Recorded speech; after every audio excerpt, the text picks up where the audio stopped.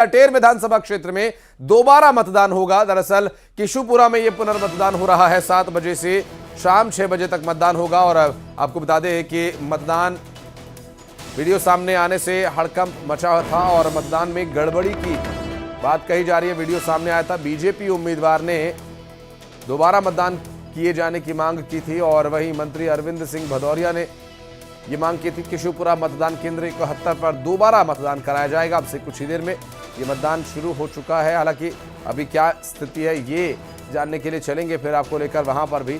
दरअसल मतदान में गड़बड़ी का जो वीडियो सामने आया था, उस गड़बड़ी के वीडियो के बाद बीजेपी उम्मीदवार ने दोबारा मतदान किए जाने की मांग की थी।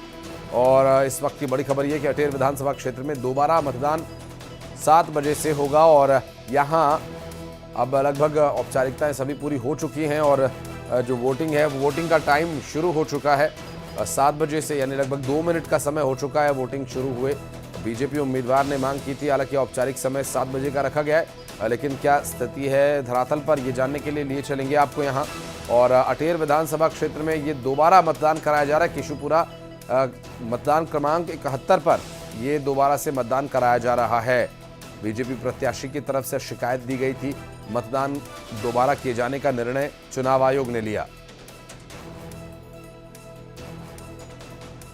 रवि रमन हमारे सहयोगी इस वक्त हमारे साथ मौजूद हैं, उनसे बात करेंगे। रवि, क्या तैयारियां हुई आज सुबह से, चूंकि यहां दोबारा मतदान हो रहा है तो क्या औपचारिकताएं हो चुकी है, क्या बाकी हैं?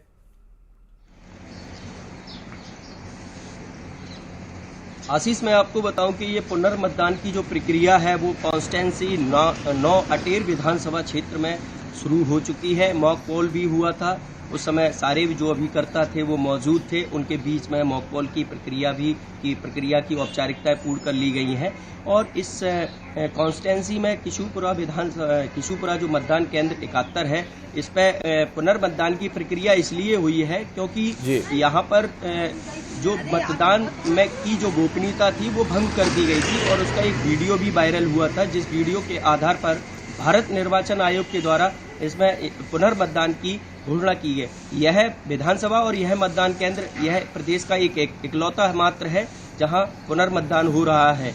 और यहां पर मतदान की प्रक्रिया शुरू भी हो चुकी है और जो प्रशासनिक अमला है वो भी मौजूद है। भारी कड़ी सुरक्षा के बीच में यहाँ पर मतदान की प्रक्रिया शुरू हो चुकी है। हाँ। और यहाँ पर जो मतदाता है वो अभी आना भी शुरू हो चुके हैं और अपना अपना मताधिकार का प्रयोग करना शुरू कर चुके हैं। रवि, दोबारा से मतदान कराया जा रहा है। जो गड़बड़ी का वीडियो सामने आया था, उस वीडियो के बाद प्रयास प्रशासन का ही रहेगा इस तरह की गड़बड़ी दोबारा ना हो। तो क्या अतिरिक्त कोई व्यवस्था यहां पर की गई है? और चूंकि दोबारा मतदान हो रहा है तो लोगों को भी उसी तरह से, चूंकि वोटिंग परसेंटेज पर भी कई बार असर पड़ता है, दोबारा मतदान होगा, लोग इसके लिए मेंटली प्रिपेयर नहीं रहते। जी आशीष, मैं आपको बताऊं कि कल प्रशासन के द्वारा मुनादी भी करा दी गई थी। 71 मतदान केंद्र पर जो भी मतदाता है उनके घरों तक मैसेज भी प्रशासन की टीम के द्वारा करा दिया गया था कि यहाँ पर जो मतदाता है वो अपने दोबारा पुनर्मतदान के लिए आए पोलिंग बूथ पर और अपने अपने मतदान का प्रयोग करें। यह मतदान शासकीय उच्चतर माध्यमिक विद्यालय किशुपुरा में किया जा रहा है। और मैं आपको बताऊं कि जो सेक्टर मजिस्ट्रेट है वो भी यहाँ पर तैनात किए गए हैं। जो मास्टर ट्रेनर है, जो मास्टरों की ट्रेनिंग देते हैं निर्वाचन में, ऐसे वरिष्ठ अधिकारियों को यहाँ पर जिम्मेदारी सौंपी गई है।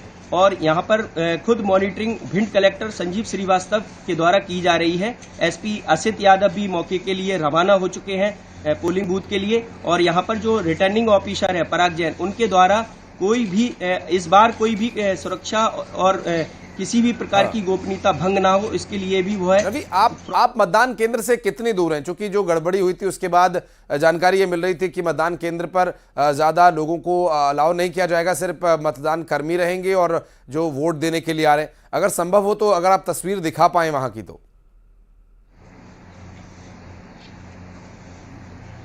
आशीष, मैं अभी मतदान केंद्र से थोड़ा दूर हूं और प्रशासन ने वहां अभी किसी को आने के बिना मतदाता के अलावा किसी को अनुमति नहीं दी गई है। अब इसीलिए अभिकर्ताओं को भी संख्या 6 रखी गई है, इससे ज्यादा नहीं, क्योंकि मतदान केंद्र के अंदर पर्याप्त स्थान न होने के कारण ये निर्देश भी जारी किए गए थे जिला निर्वाचन अधिकारी के द्वारा। ठीक है, संभव हो तो एक बार आप बातचीत कीजिएगा वहां पर जो मतदान कर्मी या वहां अधिकारी हैं बूथ अध्यक्ष जो भी वहां पर रखे गए हैं, जो भी इस जिम्मेदारी को संभाल रहे हैं, और व्यवस्थाएं कैसी चल रही है इसके बारे में, ताकि हमारे दर्शकों को ठीक तरीके से जानकारी मिल पाए। बहुत बहुत शुक्रिया रवि आपका इस पूरे मामले पर जानकारी देने के लिए। और अभी जो है कुछ दूरी वहां पर बनाकर रखने के लिए निर्देश दिए गए, मीडिया कर्मचारियों को अलाउ नहीं किया गया प्रशासन की तरफ से, और किसी भी तरह की गड़बड़ी ना हो इसके लिए अतिरिक्त एहतियात यहां पर बरते जा रहे हैं। चलिए बढ़ते हैं आगे और बात करेंगे ग्वालियर की। एक बड़ी खबर आ रही है, अपहरण के मामले में एक बड़ा अपडेट सामने आया कि पुलिस ने प्रेम प्रसंग के तहत यह अपहरण किए जाने की संभावना जताई है। दरअसल भिंड के एक लड़के को संदिग्ध माना जा रहा है। कुछ महीने पहले लड़के के खिलाफ एफआईआर तक हुई थी। आपको बता दें कि एसपी का इस पर बयान आया। छात्रा के बरामदगी के बाद तस्वीर साफ होगी और पुलिस इस पूरे मामले में छानबीन कर रही है। और वो सीसीटीवी वीडियो आपको दिखाते हैं जब लड़की को उठा लिया था और उठाकर बाइक से ही किडनैप कर लिया गया। ये देखिए वो तस्वीर जब ये किडनैपिंग हुई दिन दहाड़े, और ये ग्वालियर से सामने आया वीडियो। तभी से लगातार यहां सवाल उठ रहे हैं पुलिस की कार्यप्रणाली पर। सुबह की आज की घटना है और इसमें जो भी परिजनों से बात की है तो ये लोग मूलतः भिंड के रहने वाले हैं जो परिजन हैं, और वहाँ से ही आए थे, बस स्टैंड पे उतरे हैं और फिर ये मोटरसाइकिल पे दो लड़के जो है इसको लड़की को लेके गए। उनको शंका भी उस पर है क्योंकि कुछ दिनों पहले शायद उनके गांव में भी एक लड़का जो है प्रेम प्रसंग के चलते उनके यहाँ आया था और उसके पे भी कोई प्रकरण पंजीबद्ध कराया था। तो हम लोग उस पर प्रकरण पंजीबद्ध करके इनकी तलाश करवा रहे हैं और शीघ्र इनको पकड़ें। और बात करेंगे हमारे सहयोगी सुशील से, इस वक्त हमारे साथ मौजूद है। सुशील, पुलिस पहले जो आशंका जता रही थी कुछ कुछ सच्चाई उसमें सामने आने लगी है, लेकिन जिसने किडनैपिंग की उसके बारे में कोई सुराग? देखिए बिल्कुल, हम आपको बता दें, न्यूज़ 18 के दर्शकों को भी बता दें ये बड़ी खबर कि कल रात करीब 12 बजे के करीब इस युवती को गुना से बरामद कर लिया है ग्वालियर पुलिस ने। और ये जो युवक इसको लेकर गया था इसका नाम रोहित कुशवाहा है। और ये बात सामने आई कि रोहित कुशवाहा इस छात्रा का, इसके परिवार का पूर्व परिचित रहा है। दरअसल रोहित के खिलाफ ही इसके छात्रा के परिवार वालों ने कुछ महीने पहले एफआईआर दर्ज कराई थी। ये इनके घर में घुसा था। तो अब ये तस्वीर पुलिस धीरे धीरे साफ करेगी दोपहर तक। और रात 12 बजे के करीब पुलिस ने छात्रा को और इस आरोपी रोहित को गुना से बरामद कर लिया है। छात्र को बरामद करने के बाद रोहित को भी गिरफ्तार कर लिया है। और ये बात सामने आई थी पूछताछ के दौरान कि ये छात्रा को लेकर उज्जैन जाने वाला था। अब जो ग्वालियर में सीसीटीवी फुटेज आया था उस फुटेज के मुताबिक तो पूरा अपहरण का मामला लग रहा था। मैं आपके पास आऊंगा सुशील, एक बार जो आपने जानकारी दी अपने दर्शकों को इसके बारे में बता देंगे। बड़ा अपडेट सुशील, हमारे सहयोगी बता रहे हैं कि छात्रा को गुना से देर रात बरामद कर लिया गया और गिरफ्तारी हो चुकी है उस आरोपी की जिसकी तलाश थी, जिसने इस पूरे अपहरण को अंजाम दिया था। और इसके पीछे की क्या कहानी है जानने के लिए फिर वापस चलेंगे सुशील के पास। लेकिन इस बीच एक बड़ा अपडेट, छात्रा को गुना से बरामद कर लिया गया है। ये बड़ा अपडेट है। रोहित कुशवाहा नाम का जो शख्स है, जो आरोपी है, उसे भी गिरफ्तार कर लिया गया है। छात्रा का परिचित ही रोहित निकला। लेकिन सुशील, इस पूरे घटनाक्रम को अंजाम देने के लिए, वारदात को अंजाम देने के लिए क्या प्लानिंग थी और पुलिस अब इस पूरे मामले में क्या कार्रवाई कर रही है? बिल्कुल, देखिए कल जब ये घटना हुई थी उसके बाद सीसीटीवी फुटेज और परिवारजनों के बयानों के आधार पर झांसी रोड पुलिस ने इसमें अपहरण की एफआईआर दर्ज कर ली थी।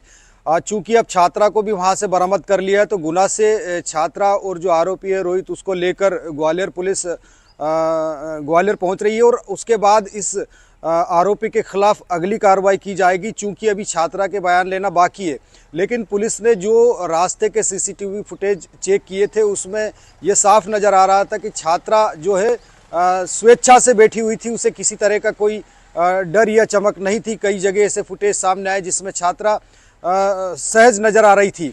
तो अब पुलिस को इस बात की आशंका है कि हो सकता है कि प्रेम प्रसंग के चलते ये छात्रा खुद इस आरोपी जो इसका प्रेमी रहा है, इस तरह का पुलिस का भी दावा है, उसके साथ गई है। या फिर हो सकता है कि जो छात्रा है उसको रोहित ने किसी तरह के दबाव में लेकर वहाँ से ले जाने के बाद जो है ये पूरा प्लान रचा था। तो अब जब पुलिस इसमें छात्रा के बयान दर्ज करेगी और आरोपी जो है उससे पूछताछ करेगी, उसके बाद तस्वीर साफ होगी। लेकिन प्रारंभिक तौर पर पुलिस से ये जानकारी मिली है कि रोहित इस छात्रा को लेकर उज्जैन जाने वाला था तो अब उसके बीच इनकी बरामदगी कर ली गई है और रोहित की गिरफ्तारी कर ली गई है। तो अब पुलिस छात्रा के बयान लेगी। छात्रा के बयान महत्वपूर्ण है। छात्रा अपने बयान में जो तस्वीर बताएगी उसी आधार पर पुलिस इस मामले में अगली जांच करेगी। क्या वो वाकई कल में जब पुलिस अधिकारियों से बात हो रही थी तो उन्होंने इस बात की आशंका जताई थी, वो संदिग्ध पहले से इस पूरे घटनाक्रम को मान रहे थे और अब लगभग वैसा ही ये मामला सामने आया है। तो इसमें अब जो कार्रवाई आगे होगी, हालांकि पुलिस से अभी कोई रिएक्शन ऐसा आया नहीं है, लेकिन इसमें जो कार्रवाई है वो किस आधार पर और किस तरह से की जा सकती है, क्या संभावनाएं हैं? देखिए, इसमें दो संभावनाएं। पहली संभावना तो यह है कि अगर छात्रा अपने बयान पर कायम रहती है कि उसे अपहरण करके ले जाया गया है, जो सीसीटीवी फुटेज शुरुआत में एविडेंस में मिले हैं उसके आधार पर इसमें एफआईआर जो है अपहरण की है ही है। उसके बाद छात्रा के बयान अगर इस तरह के रहते हैं तो इसमें अपहरण के तहत ही छात्र आरोपी जो रोहित है उसके खिलाफ कार्रवाई की जाएगी। छात्रा का ये भी तर्क हो सकता है कि इसमें रोहित ने उसे किसी तरह की डर, चमक या धमकी देकर या किसी तरह के पुराने वीडियो या फोटो वायरल करने की धमकी देकर, दबाव देकर उसे साथ लेकर गया था। तो इस आधार पर और भी धाराएं इस मामले में बढ़ सकती है और अगर छात्रा किसी तरह की और बात स्वीकार करती है तो पुलिस उस आधार पर इस मामले की जांच करेगी। लेकिन कहीं ना कहीं अब चूंकि एफआईआर दर्ज हो चुकी है तो ये मामला अब गिरफ्तारी के बाद कोर्ट में जरूर जाएगा। बिल्कुल, और कोर्ट में क्या तय होता है, कोर्ट में क्या निर्देश कोर्ट की तरफ से दिए जाते हैं, क्योंकि जिस तरह से ये पूरा घटनाक्रम सामने आया इसमें दोनों ही एंगल से शक सुबह दोनों बन रही है। और यहाँ पर क्या लड़की की सहमति से ये सब कुछ हुआ था या फिर लड़की वहाँ क्या बयान देती है मजिस्ट्रेट के सामने, ये भी देखने का एक विषय होगा। सुशील, आप नजर बनाए रखिएगा इस पूरे मामले पर। जानकारी लेने के लिए फिर रुक करेंगे आपसे। बहुत बहुत शुक्रिया फिलहाल आपका इस जानकारी के लिए। अगली खबर नीमच से, जहां दो पक्षों में विवाद हो गया, जिसके बाद जमकर यहां लाठी डंडे चले। तस्वीरें आपको दिखाते हैं, ये देखिए, वो आपको उस वक्त की तस्वीर ये दिखा रहे हैं जहां मारपीट में 13 लोग घायल हो गए थे, जबकि 8 लोगों की हालत यहां गंभीर बनी हुई है, जिन्हें इलाज के लिए अस्पताल में भर्ती कराया गया। ये पूरा घटनाक्रम सामने आया नीमच से। आपको बताते चले कि सिटी थाना क्षेत्र के सिरखेड़ा की ये पूरी घटना बताई जा रही है। जिला अस्पताल में घायलों को भर्ती कराया गया, विवाद हुआ, मारपीट तक बात पहुंची और यहां इस मारपीट में घायल लोगों को अस्पताल में भर्ती कराया गया और खूब जमकर लाठी डंडे यहां पर चले। तस्वीरें देखिए।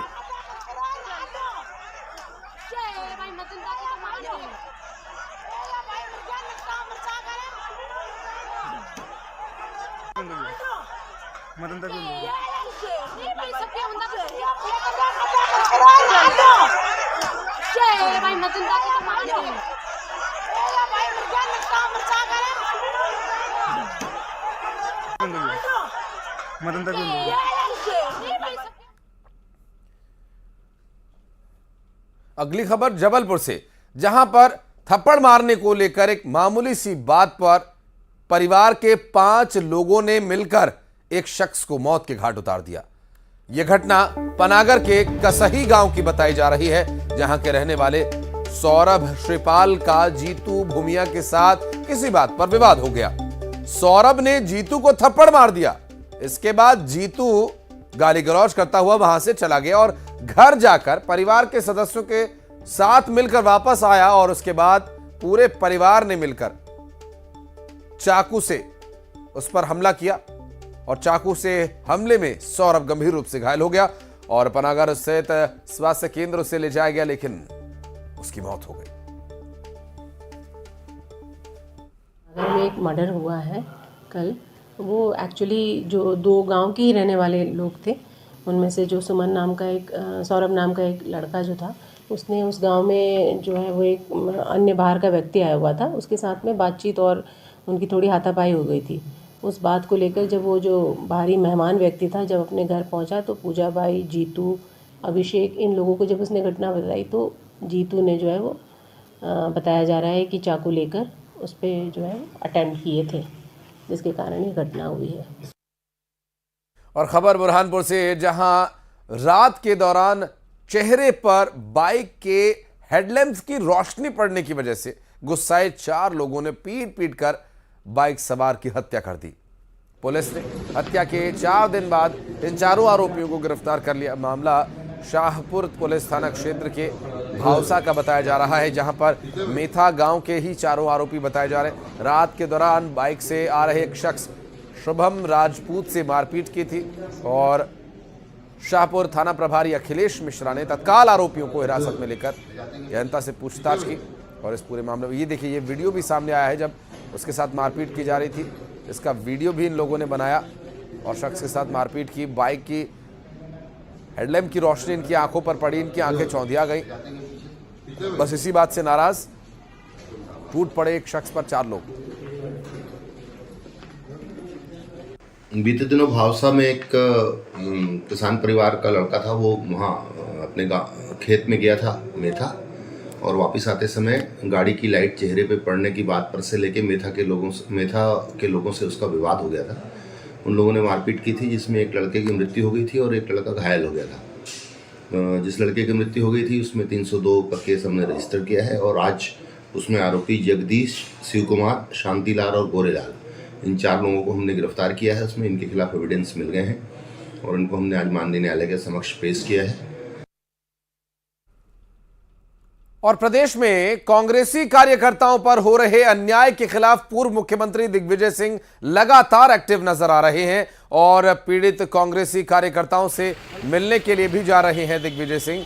आपको बता दें कि सलमान की मौत के बाद वो उनके परिवार के साथ वहां पर धरने पर भी बैठे थे और सागर के केंद्रीय जेल पहुंच गए, जहां सुर्खी विधानसभा की कांग्रेस नेता राजकुमार धनौरा से उन्होंने मुलाकात की और ये मुलाकात करीब 15 मिनट तक चली।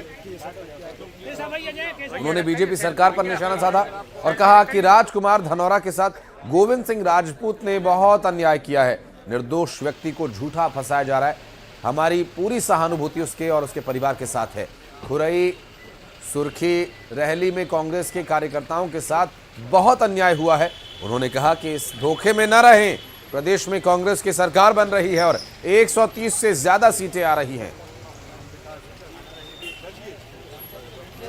राजकुमार धनौरा के साथ गोविंद राजपूत ने बहुत अन्याय किया है, निर्दोष व्यक्ति को झूठा फंसाया गया है। हमारी पूरी सहानुभूति उसके परिवार के साथ है। और जबलपुर में मतदान खत्म होने पर आरोपों और शिकायतों का दौर जारी है। ताजा मामला जबलपुर के पनागर विधानसभा का है, जहां कांग्रेस प्रत्याशी राजेश पटेल ने बीजेपी प्रत्याशी सुशील इंदु तिवारी और उनके समर्थकों पर एक कांग्रेस कार्यकर्ता के साथ मारपीट करने का आरोप लगाया। दरअसल एसपी आदित्य प्रताप सिंह को सौंपी लिखित शिकायत में उन्होंने बताया कि 16 और 17 नवंबर की दरमियानी रात पनागर विधानसभा के मड़ई क्षेत्र में कुछ युवकों ने दाऊ पटेल नामक कांग्रेस कार्यकर्ता के साथ जमकर मारपीट की।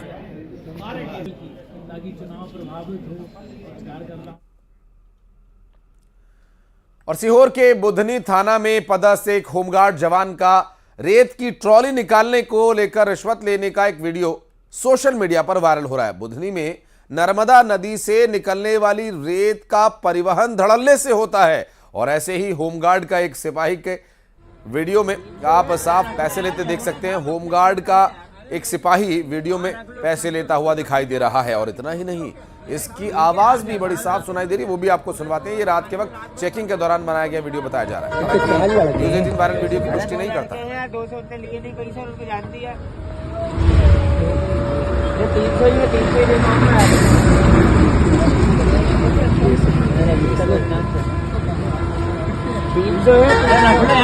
साहब अपने ही लड़का है यार। अरे मैं भी तो उतना ही हूँ। हाँ रख लो, 3 तो तब अपनी याद आती, बाकी पूछते हो क्या? ठीक है, हर झरवाड़ा भैया उधर तो थाने में रात भर बंद रहे, तब उनको नहीं था। चलिए बढ़ते हैं आगे और अब बात करेंगे अगली खबर के हिंदू राष्ट्र पर। धीरेन्द्र शास्त्री का बड़ा बयान आया। भारत को हिंदू राष्ट्र बनाने की मांग, हिंदू राष्ट्र के लिए संविधान संशोधन तक की मांग वो कर रहे हैं। भारतीय संविधान में 125 बार संशोधन हुआ है, हिंदू राष्ट्र के लिए एक और संशोधन हो जाना चाहिए। यहां बात करें पंडित धीरेन्द्र कृष्ण शास्त्री, जिनका ये कहना कि इस पूरे मामले में एक बार फिर विचार होना चाहिए। हमको प्रश्न किया था भगवान को लेकर कि क्या वो भगवान है? हमारे धर्म ग्रंथों में उनका अवतार नहीं, हमारे किसी धर्म ग्रंथों में, पर संत भगवान के समान होता है। पर जिसकी जैसी आस्था, अपनी अपनी आस्था अनुरूप अपने अपने गुरु को भगवान के ऊपर मान सकते हैं। किसी को रोका तो नहीं जा सकता, क्योंकि ना तो हम कोर्ट है ना हम ईश्वर हैं। हम किसी को रोक नहीं सकते। लेकिन जिसकी जैसी आस्था, हमसे किसी ने पूछा भगवान है तो हमने कहा शास्त्रों में हमें ऐसा नहीं है, अपना अपना मत है। हम तो सनातन को, हिंदू एकता को बढ़ावा देते हैं। अब किसी को इससे दिक्कत है तो उन्हें हाजमोला की गोली खानी चाहिए। हमारे पूर्वजों ने संविधान को स्वीकार किया है, हम भी संविधान को स्वीकार करते हैं, लेकिन उसी संविधान का 125 बार संशोधन हो चुका है माननीय। एक बार हिंदू राष्ट्र के लिए भी हो जाए तो क्या बुराई। और यहाँ रुक रहे एक छोटे से ब्रेक के लिए। ब्रेक के बाद भी खबरों का सिलसिला जारी रहेगा।